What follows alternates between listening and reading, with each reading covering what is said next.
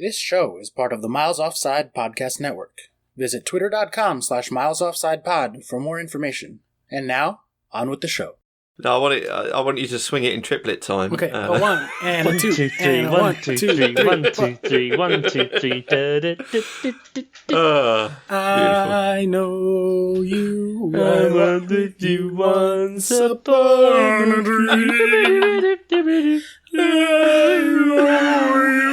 The dream in your eyes is so familiar. The fact that I'm holding a mug of beer right now makes that really seem like some sort of Viking drinking song. Oh, fuck, I'm recording. Oh, god damn it. I recorded that. Yeah, you did. Me.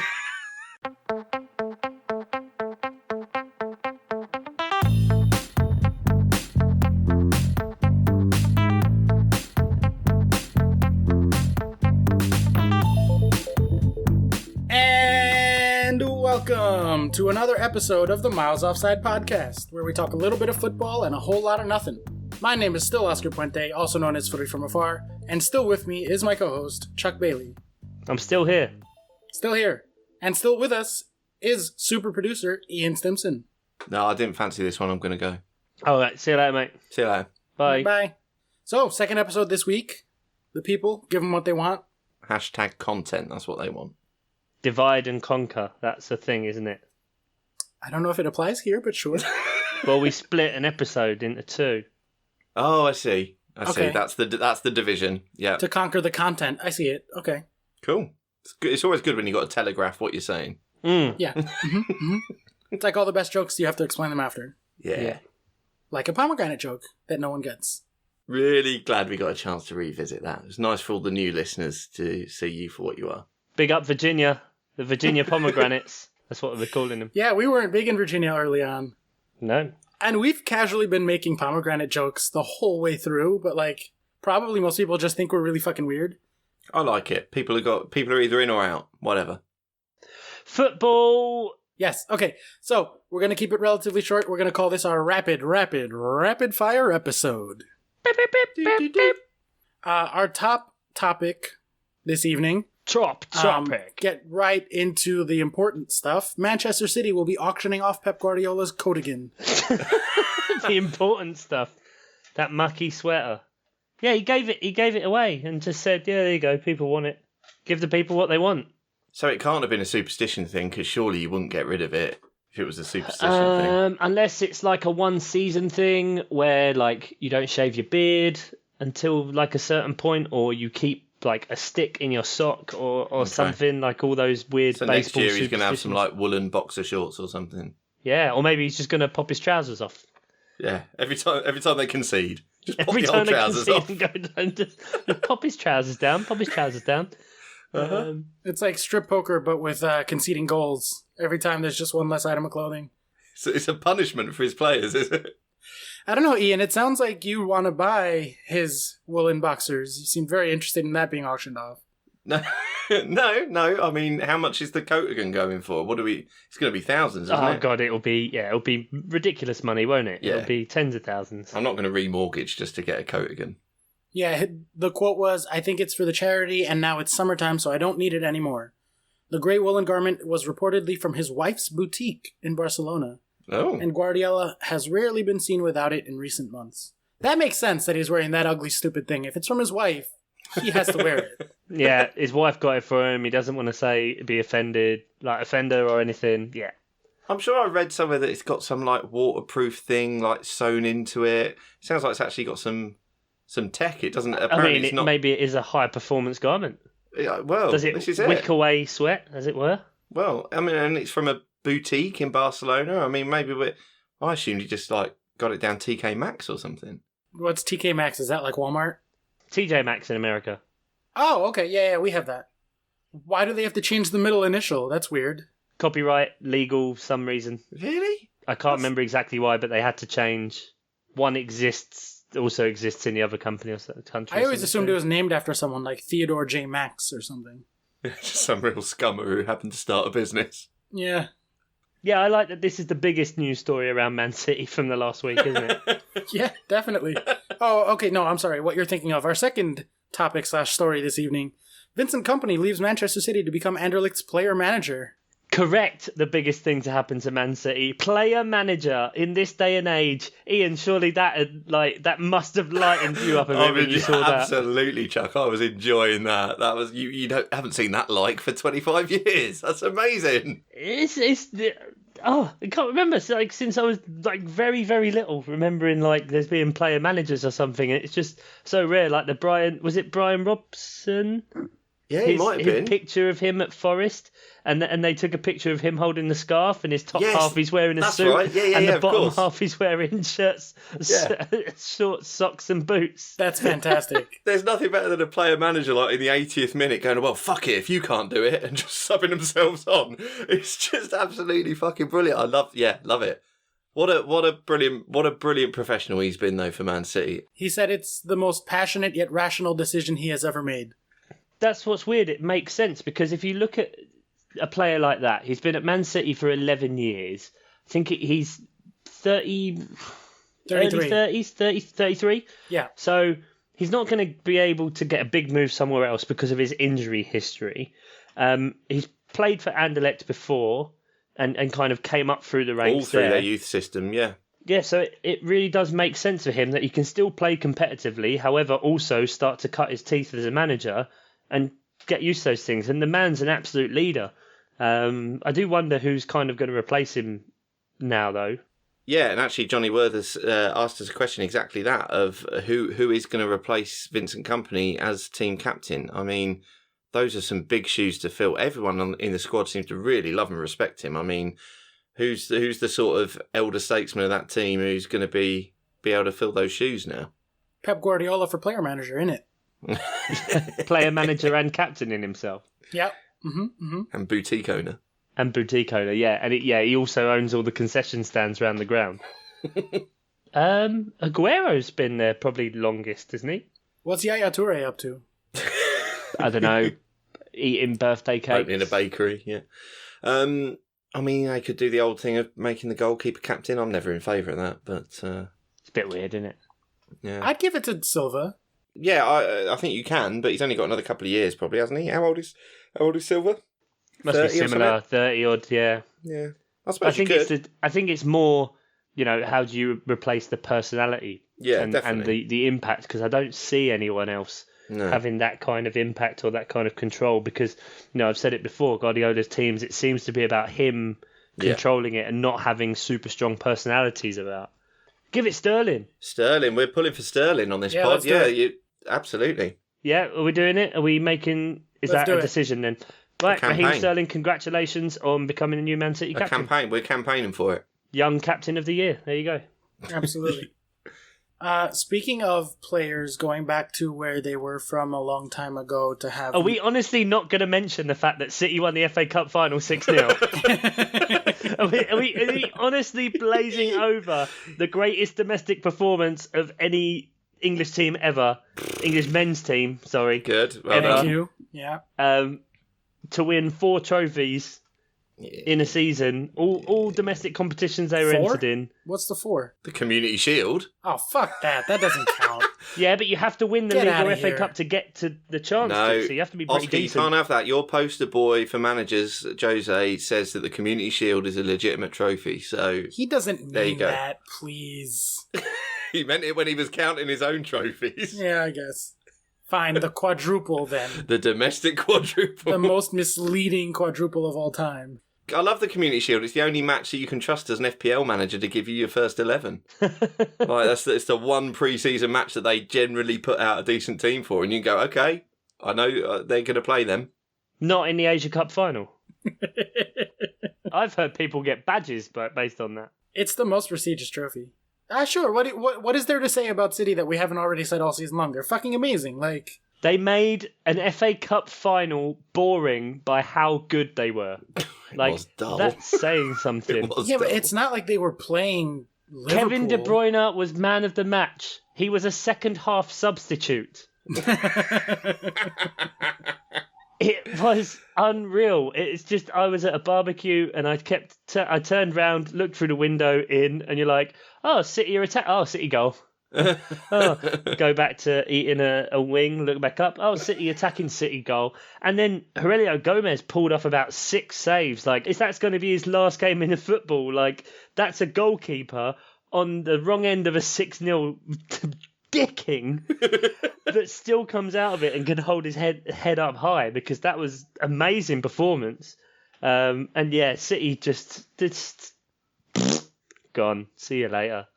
There's been a real turn in the media, just since then almost, in the media about a sort of, well, I'm asking rather than telling, has there been a turn in the media of a sort of slight anti-Man City thing going on with money and stuff? It feels literally since the treble happened that I've been, reading things that have just been a bit sort of anti-City and anti the money and anti... One of the first questions a journalist asked Pep after the game was to do with, has he received any money through separate ways to effectively, my understanding of it is, them getting around financial fair play. Yeah. So paying Pep out of a holding company, which apparently Mancini got done for at some point. And, on the one hand, fair enough, you got to ask those questions, and it is something that warrants investigating. But then from Pep's side, he's like, just won a domestic treble, and this is the question you're asking me. Quadruple. Yeah, you have to add one, don't you? But yeah, it's unreal, and there's a lot of people moaning and saying, "Oh, this is just going to be like boring for City, and City are just going to dominate and whatever." Like, I don't think that's the case. Clubs like Chelsea can go out and spend a load of money. And you can't let one go, can you? Not even one. To take it to our next news story, a bit of good news for everyone on this podcast. Wilfried Zaha has told Crystal Palace he wants to leave the club. Yeah, it says the Sun or the Daily Fail. This is Sky Sports. Oh, Sky Sports understands. That's how you know it's legit. When they understand something. Here's what happened was, someone who works at Sky Sports opened the Twitter app on their phone. Yeah. And then said, "Oh, look at what Dave0208 is saying." Listen, I worked at Sky for a while. The slogan is never wrong for long. It's, don't worry about that. Well, there are actual quotes to go with this. Quote, "I have to experience the Champions League. I just need the opportunity, that's it, and I'll do the rest. I'm too ambitious, and not just ambitious to play for a top club, but to win things at the club level and with my national team. For me to be better, to achieve what I know I'm capable of, I have to aim to play at the very highest level and to win trophies. I'm blessed to have come this far in my playing career, but I feel like there is so much more that I have to offer." Yes, but this is being used from an interview that was a few months ago, where he was asked, would he like to play in the Champions League? Now, any player is going to say yes to that question. You can't not answer that question, and no Palace fan or anything like that really bemoaned him when he has his aspirations held high. And wants to do that. And I'd agree with that. He's a fantastic player, and I'd love to see him go on to bigger and bigger and better things, whether it's with Palace or not. But they have just adapted and taken all of those quotes to fit this narrative that he's asked to transfer, which I don't believe is true at all. And Sky Sports understands whatever rubbish. So, yeah, it happens every single year. People on Twitter are going mental because Palace has said they would accept 100 million. That's kind of what the benchmark is, and people can balk at that and whatever, but that's what he means to the club. I've always said it. He's worth us keeping our Premier League status. And if the Premier League's going to get you 100 million, then you need to get 100 million for him. And when does his contract end? 2023. So... Right, so that's why it's such a huge fee. It is a big amount of money for Zaha, who is an amazing player, but it is a lot of money. But that's why, because he's contracted to until 2023. Yeah, highest paid player at the club. I think he's on 130 to 150k a week. Really? Yeah. Wow. He's had a new contract basically every year we've been in the Premier League. See, that's clever from Palace. That is smart. Yeah, and Zaha was always along with that, and they've always been fairly open. He's like, well, if I do go, I want to make sure I get them enough money. But for him, it's in a weird area now where any club in Europe can't really afford him apart from the very biggest because of his wages, etc., and the transfer fee. Yeah. But would he get into the starting 11 for any big English club? He would at Chelsea. Yeah, but unfortunately, mate, Chelsea might not be able to sign any people. I'm just saying, like, that's an example of a big club in England that he'd get into. Yeah. But players don't think like that anyway, do they? They always back themselves. And they have to. Yeah, of course they do. They have to. Speaking of top players leaving teams that they've been at for a long time, Antoine Griezmann wants to leave Atletico Madrid after 5 seasons.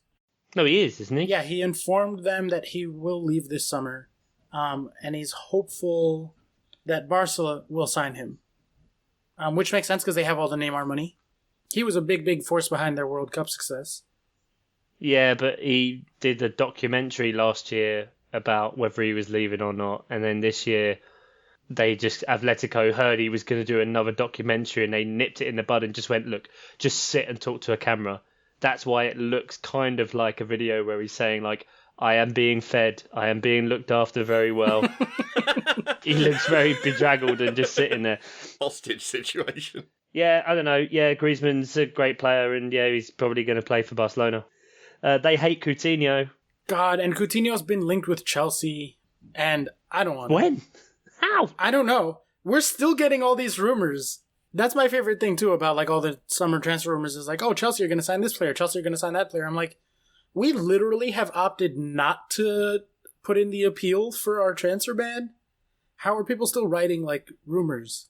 Good that means no Higuain, though. So you must be happy, mate. Yeah, I think they're really choosing not to appeal so that it forces their hand in terms of playing our young players next year. So like Callum Hudson-Odoi, Ruben Loftus-Cheek, all those guys are just going to be getting a ton of minutes, really getting, their experience under their belt.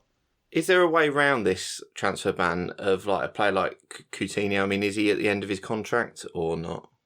No, he can't be because he only joined Barcelona last year. Yeah, right? Of course, yeah. So if he's not, then is there like a way around it where like he can personally buy out his contract and then Chelsea just like reimburse him the money? Like, so he goes out of contract, they sign a free agent, and Chelsea just sort of like slide him 60 million quid under the table so as he bought out his own contract. Oh my God, I would love if that was actually if that's how happening. they started doing business, of just sort of, I mean, that's probably the most ridiculous thing I've ever said, but being as these links keep happening when it seems to not be possible to happen. Look, Ian, we might be built on blood money, but we're honest about our financial transactions, okay? We're not City.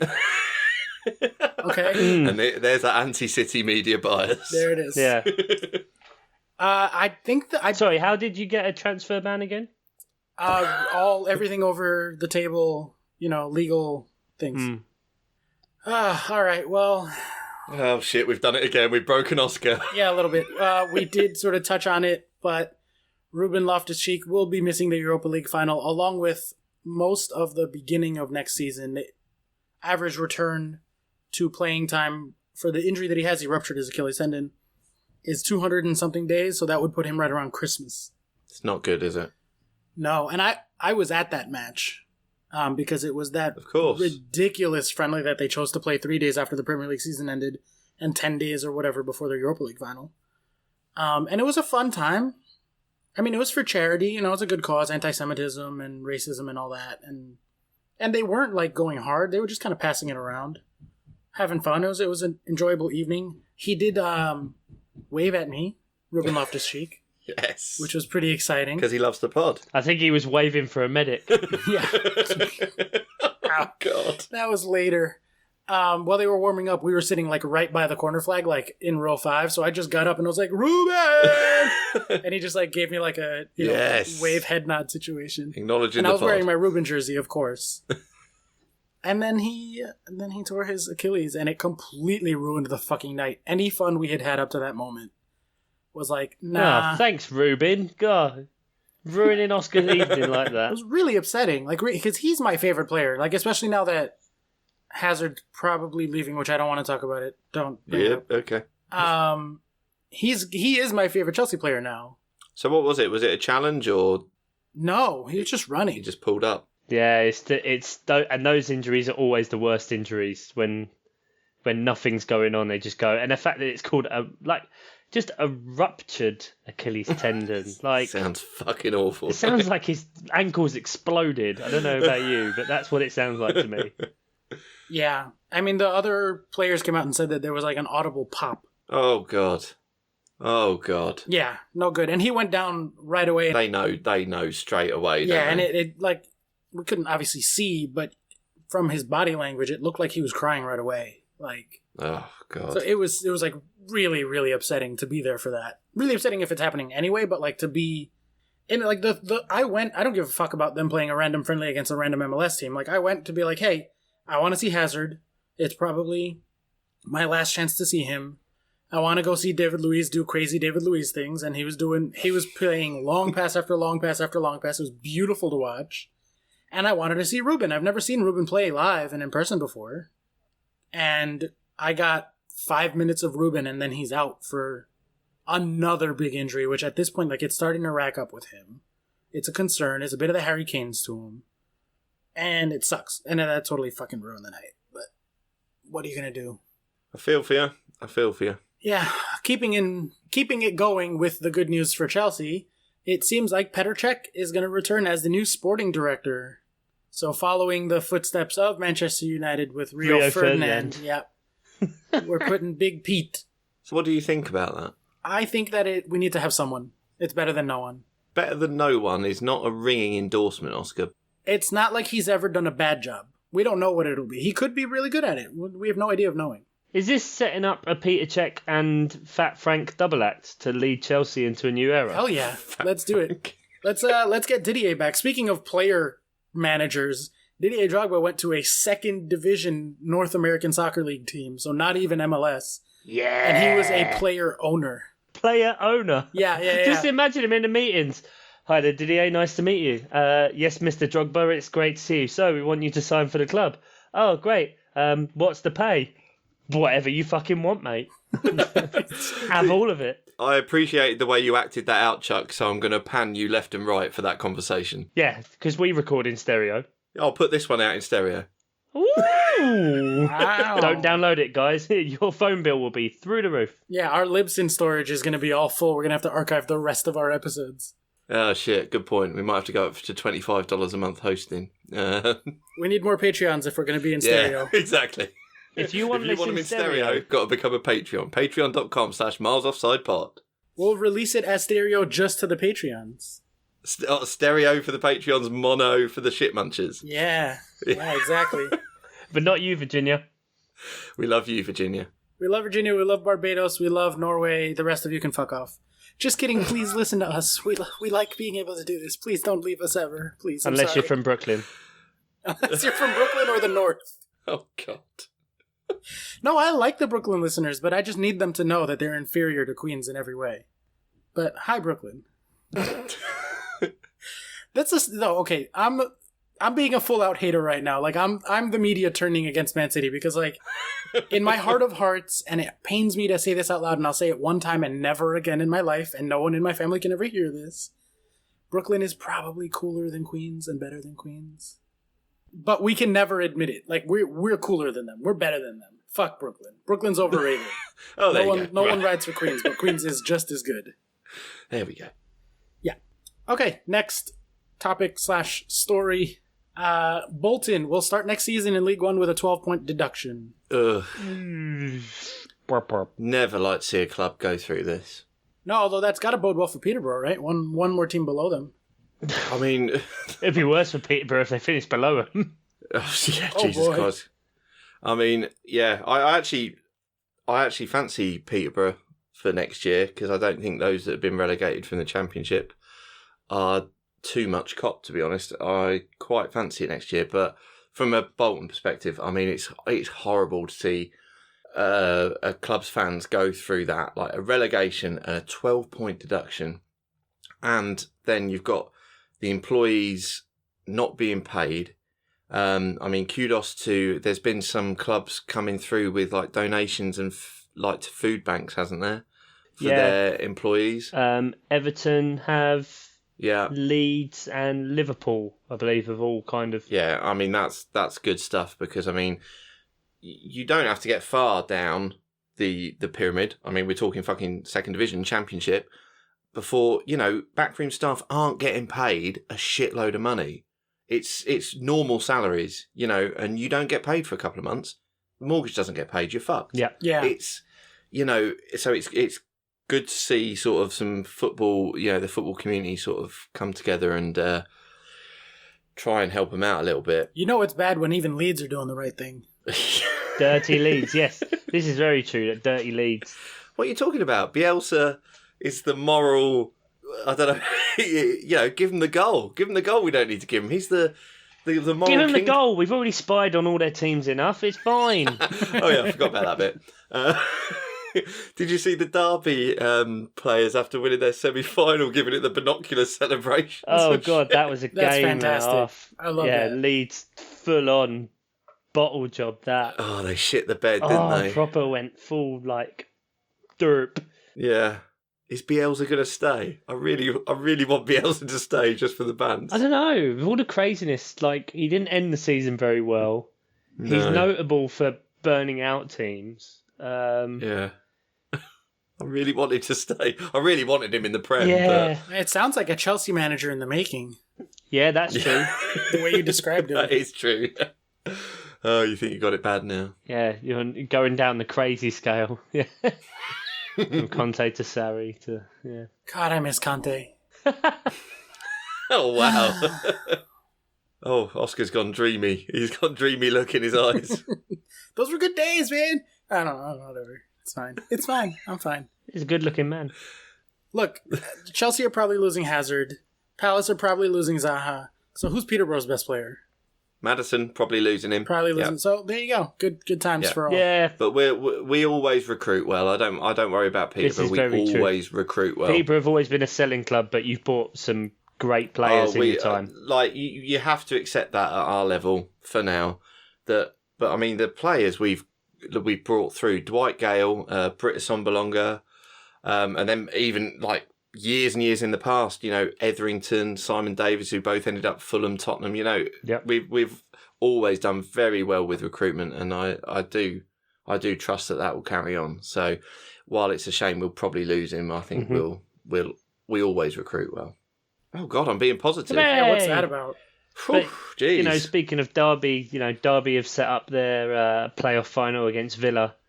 So one of those teams back in the Premier League again. Villa will be back in the Prem. Yeah, Yeah, Lampard versus Terry on that. yeah, that's a good Everyone's narrative, brilliant. isn't it? I'd prefer Derby. I think I would. Yeah, I think Yeah. I prefer Derby as well. Lamps is my favorite ever Chelsea player, so Well, I mean, Frank, he's obviously used his connections to get in some of the Chelsea loan players, but he's done a fantastic job with an incredibly young team. yeah. And to maintain through the Championship, which is very, very tough and a long old slog, to get to this point is amazing. So if they can win it, it would be fantastic. I told you guys, he literally has a genius level IQ. That wasn't an exaggeration.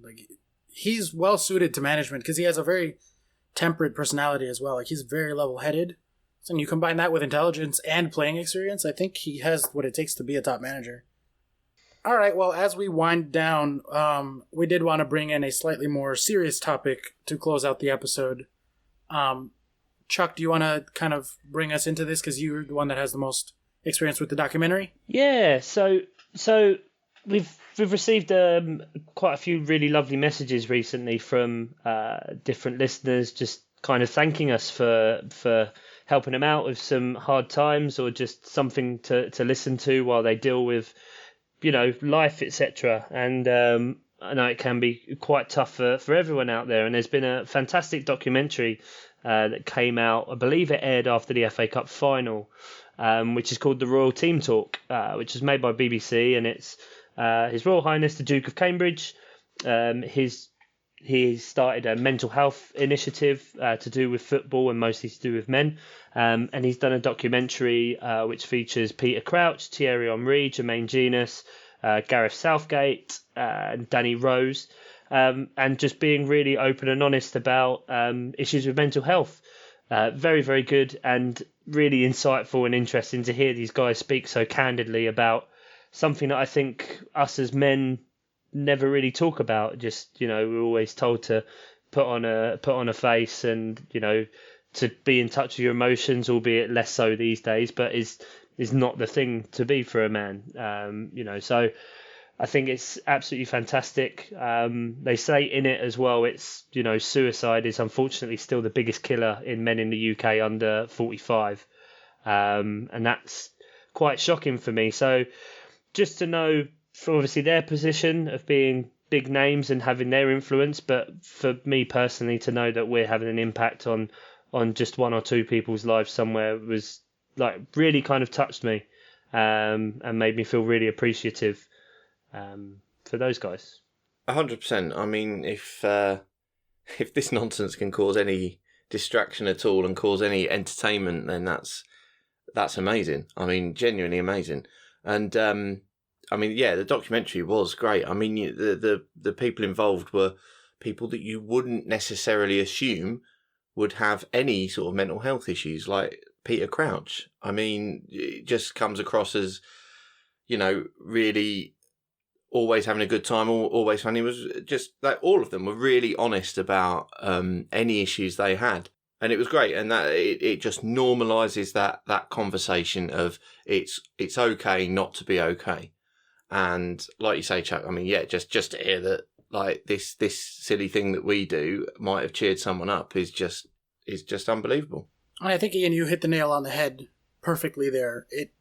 It's not the way it is in movies. In real life, like you will be surprised by what sort of people are going through things, even when they're out and about and like powering through and making it through the day. Like, yes, the worst cases of it, you sort of fall away pretty severely and pretty completely. But like even within that, so this is an issue that's very near to my heart because I have struggled with depression, clinical depression, for years and years, like since I was a teenager, on and off. And it gets better, it gets worse, and I don't really talk about it for the reasons that we kind of stated, like. It's a very taboo thing, and I think it makes other people uncomfortable if they can't particularly relate to it. But I do think that like it's important to talk about. This has never really been the forum because we just kind of try to keep it lighthearted and stuff, which I think is part of why that connects with our listeners is that like it's nice to have that positivity and just like silliness in your life. Yeah, like escapism, definitely. I can definitely relate to that. This is something that I have like really aggressively struggled with throughout my adult life to the point where like I had a semester in college where I didn't leave my dorm room for like 2 weeks. Okay. And I had to drop out of all my classes and just double up for the semesters after that to make up the difference. Like I just dropped all my classes and I just couldn't get the motivation to sort of get out of bed. And that's like the worst times of it. But even within that, like you can still get out there and sort of fake your day and fake your way through it. Yeah. Like I've had days where I couldn't quite get the energy to get myself in the shower because little things can become very, very difficult in times of that sort of depression taking over. And so I would just throw on like jeans and a hoodie over my pajamas. Yeah. Because I couldn't bring myself to like have the energy to go through my morning routine, but I knew that I still had to like get outside. And then when I'm out there and like you fake it and you just go through your day, like I would imagine that a lot of people who've known me for a long time would be surprised to learn how much I've struggled with it. And so I just, from a like very heartfelt personal place, want to say that like if there are listeners out there who are having difficult times and finding it hard to just get out there, just take the little victories. Yeah. Like from a sort of objective perspective, I think that sounds pretty shocking for a lot of people to hear, like, wow, you can't even get yourself in the shower, things must be really bad. But from my perspective of it, it's like, well, no, but I was still able to like get out and fake it well enough that people didn't quite know that I was wearing my pajamas underneath. Like, and so, we're here with you. I think we try to do a good job of interacting with our listeners a lot. And we joke around and sort of like with Adam, call him the human punching bag and put him down. And we kind of play up the whole like we're assholes bit. But we do care about all of you, and we are here for all of you. You can always reach out to us. And even if it's just something as simple as like, hey, thanks, you guys made me laugh. Like, we love to hear that, and you're not alone. You're not alone, and it's okay to talk about it, and it's okay to be who you are. And you should never feel ashamed of that, and you should never feel like it makes you weak or anything. Because just being here, being out, or just like whatever level of thing that you can get yourself to do when you're in your darkest places is still a thing. And so you should always take the strength, not the darkness. And it can be really hard to like believe that deep down when you're in those moments, but just know you're not alone. We're here. People are here. And I think it's really important for people that you otherwise wouldn't expect like Peter Crouch to say like, oh yeah, no, me too. Like it's just a part of life for a lot of us. So the documentary was good, and I figured this would be a good time for me to sort of open up a bit more about my own experiences of it. But if any of you are ever out there, you can just message me on Twitter, and I'm happy to just have a conversation with you. Or just make fart jokes. Like, sometimes that's all you need is like someone to tell a dick joke at you, and then that's it. Yeah, exactly. As Oscar said, you're welcome to send us an email, Twitter, Facebook. In this age of social media, it can be harder being on there because, everyone's external image is a bit of a construct and somewhat of a facade that sometimes you think, oh, it's only me. It's never just you on your own. It's, everyone's dealing with their own shit, and it's how other people can help each other is what makes the world a better place. And, the fact that we've brightened a few people's days is incredible. So thank you all. Yeah, and I think on that note, we can pretty much wrap it up for the week. Logistically, we probably won't have an episode next week, but we'll come back the week after to talk about the Europa League and the Champions League finals and kind of start planning out our summers from there. So, anything to sort of wrap up, gents? No. Okay. And on that note, goodbye. Bye. And give us money.